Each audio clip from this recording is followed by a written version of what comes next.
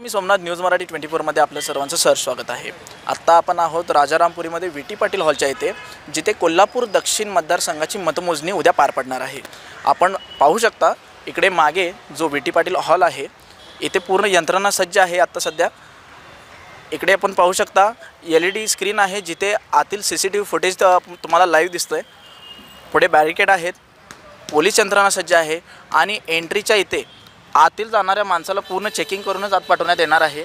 तसेच आपण इकडे पाहू शकता अग्निशामकाची गाडी इथे तैनात केलेली आहे आणि हा पूर्ण जो एरिया आहे, आतील जे कर्मचारी मतमोजणीसाठी येणार आहेत त्यांच्या पार्किंगसाठी ही जागा असणार आहे। तसेच आपण इथे पाहू शकता वीटी पाटील हॉलच्या समोर जो रोड आहे, जवळजवळ जनता बाजार चौकापासून ते टाकाळापर्यंत हा रस्ता पूर्णपणे वाहतुकीसाठी उद्या बंद असणार आहे। तसेच मतमोजणी दरम्यान फक्त उमेदवारांना आत एंट्री असल्याने त्यांच्या समर्थकांना या रस्त्याच्या बाजूस उभारण्याची परवानगी आहे।